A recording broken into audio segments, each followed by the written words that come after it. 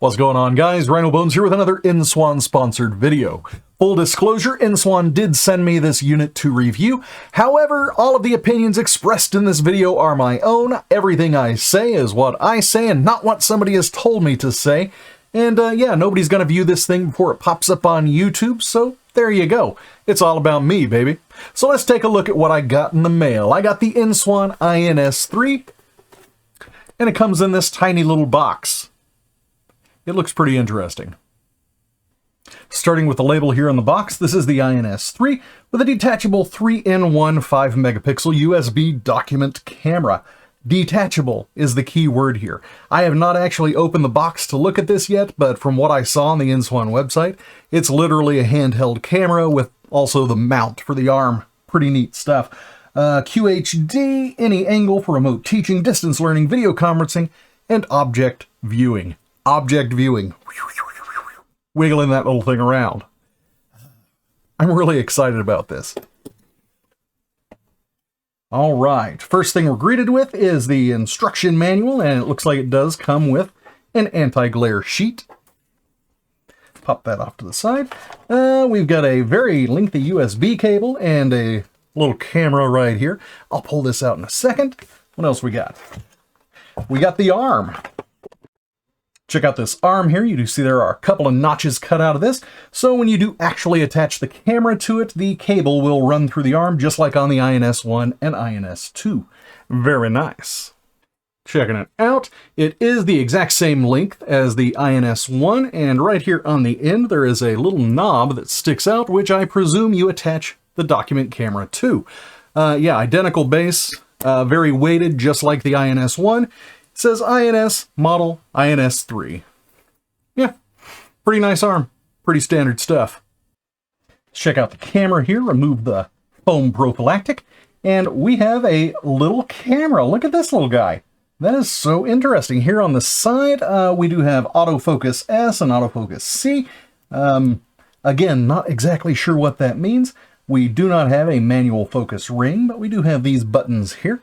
We get it nice and focused for you. There we go. We've got the autofocus button, we've got the brightness and dim button, and we've got the light. These are a different type of button than on the INS-1 and INS-2. These are a little bit softer. Again, if you press these two buttons in conjunction with each other, it will flip the image. On the bottom here, you do see the mounting point is held together with 3 tiny little Phillips screws. On the top, we've also got a tiny microphone opening there and a little LED indicator. On the actual camera itself, we've got the LED light, which, lights up whatever you're pointing it at, and we've got the 5-megapixel camera sensor. All right, let's get this thing put together. It goes just like that. Ooh, snaps into place really nicely.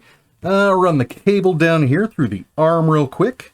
Go zoop down the middle and out the back, and there we go. It's all mounted up. It's ready to go. It looks just like one of the xenomorphs from Alien. I kind of like that. Very otherworldly. And yeah, easy access to all the buttons there. It's especially got easy access to the different focuses. And yeah, this is a pretty neat setup. I kind of like this. So I'm going to get this thing connected up to the computer. We're going to go through the software real quick. We're going to go through all of the features in this, and I'm going to take it around and see exactly what I can do with a detachable document camera. I'm really excited. And here we are in the software. We're going to go through some of the features here. This is the Documate 2.0 software, the same thing used by the InSwan INS-1 and INS-2. So if you've seen some of my previous videos, this should be all familiar with you. Since it has been a while since I've gone through all of the features, I think I'll do that in this video. So I'm starting off here with the quick start guide. I just want to demonstrate how you can zoom in and doesn't lose too much quality there. So yeah, zoomed pretty much all the way in there. Let me scoot this over. And you can see this little 1-inch block of text is now taking up the entire screen. It is only a 5-megapixel camera, so you will be losing a little bit of that clarity as you zoom in, as opposed to the INS-2. However, it does a pretty good job. For a document camera, it's working great. Let's check out what we got going on here in the Documate software. Right over here, we do have the Erase All button, which is extremely handy because if you are a teacher like me, you're going to be using a lot of these tools that are over on the right-hand side of the screen, and you're pretty much going to be covered with arrows and highlights. To get rid of them all at once, use the Erase All button. You can take a snapshot of whatever you've put up there on the screen. You can import images, so you can draw on your own images, so you can use like a worksheet that you've scanned or something like that. You can export it, of course, to save it. You've got your little drawer here that pops out with your brightness settings, your rotation settings, and your white balance. I don't like to set my white balance to automatic. Sometimes it changes things up just a little bit too much. We've, of course, got our freeze button. And that's extremely handy when I'm putting my answer sheet together and I don't want anybody looking up on the screen behind me to get all the free answers. And we've got our interval timer shooting, which basically is a countdown timer. It takes a picture every couple of seconds. Works really well. Right here we've got our regular old settings. I do have this set to 1080p at the moment. You can raise this up to 2K. I prefer 1080p with a camera like this, especially when it's a 5 megapixel sensor.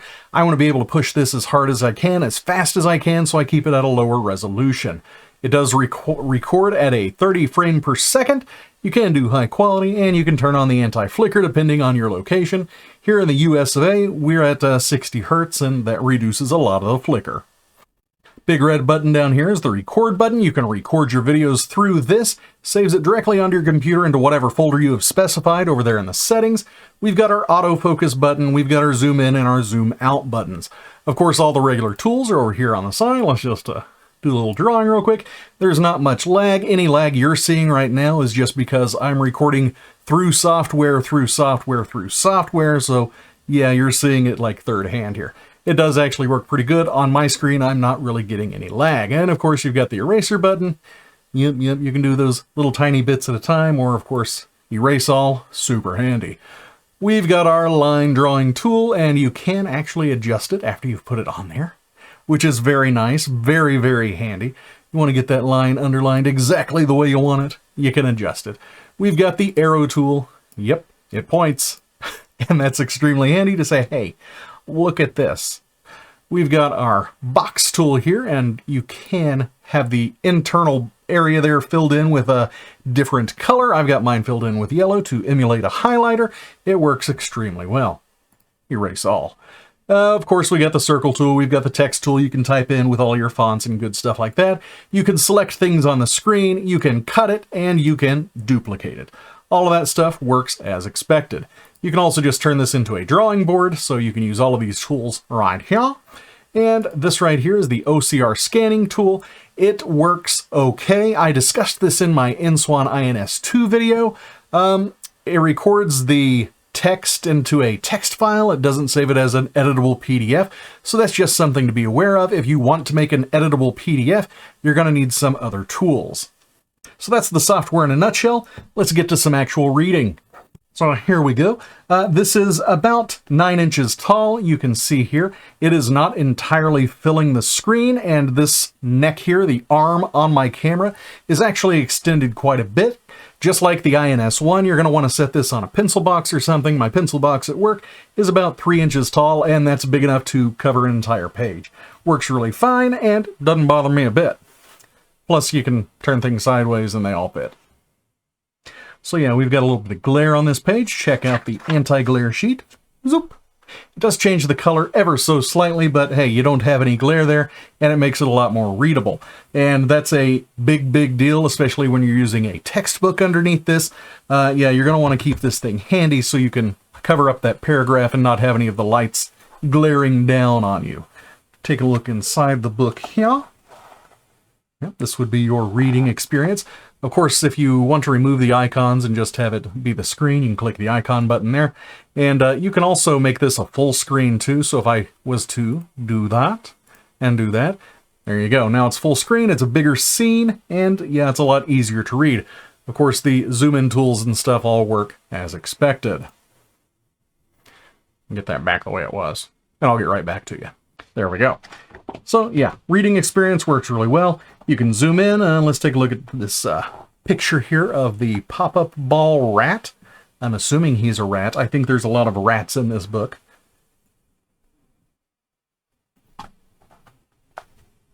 Yeah, I mean, it looks really good. It works. 5 megapixels is more than enough if you're going to be using this in a classroom, and you're just going to be reading some books. Ooh, look at my pretty fingernails. As with every document camera review, I've got to do my little writing down thing to demo how smoothly it flows. First part here is going to be at normal speed. The second part, I will speed it up. So let's get started.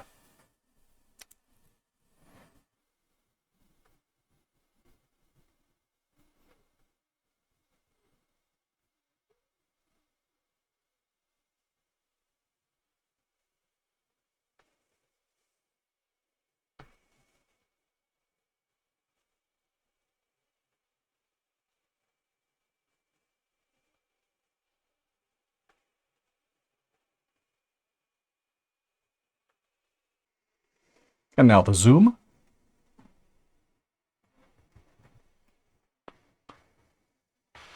There you go. Let me write something zoomed in here.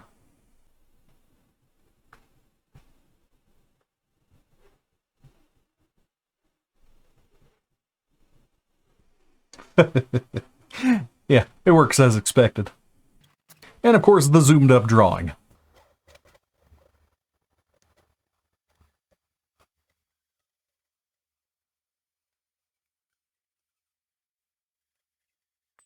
And of course, we got to use this thing as a webcam. So this is the INS-3 when being used as a webcam. It is 1080p. It is supposed to be 30 frames per second. However, you can see there's a little bit of lag going on there. So it is less than 30 frames per second, but it's pretty close. Colors look okay. I did have to turn off the auto exposure though, because wow, I was like whoosh, brilliantly white. So I turned off the auto exposure and I adjusted the gamma just a slight amount, and this is the quality you can get with a little bit of tweaking in OBS. Now let's check out the audio from the microphone. Ba ba ba. And this is the audio you can expect to get through the Inswan INS-3. The audio you're hearing now is coming out of the little microphone that's built into the unit. In fact, it's up there on the top of the unit, so it might sound a little bit different than the INS-2 and the INS-1. So yeah. This is me, singing to the INS-3, la la la la. And of course, what sets this INS-3 apart from other document cameras is the ability to remove it from the stand and carry it around with you. So if you've got a USB-enabled device, you can actually carry this with you around the room, or, you know, point it at different things of interest. So I'm going to do that now. I'm really kind of excited by this. Ugh. All right. It do just pop right off of the little peg, and there we go. Now I'm right side up. Okay, let's see what we can do. I do kind of like that I can move this around. Oh yeah, look at me. So let's check out my Star Wars shelf here, shall we? Right there, I got tiny ice cube Rick. And this right here is a print that I made myself. I designed that in Nomad Sculpt. Wow, this is cool. I like being able to just take this up and point it at different things. Got a couple of Darth Vaders going on, some Boba Fett action, and the Mandalorian. Yeah. This is awesome. I like being able to move this thing around. That is so cool. Huh. So, Inswan INS-3 is not just a document camera. This is a look around at everything camera, and I think that's really cool.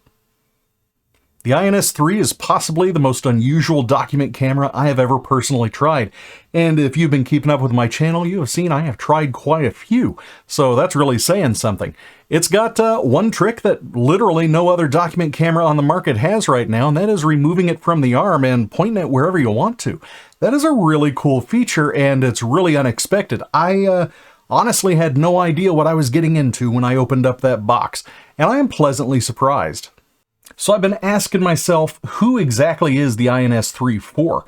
And I think I've got an answer. I think this would be ideal for the teacher who uses a lot of manipulatives, or really has to view things from a different angle and wants to display that up on a projected screen.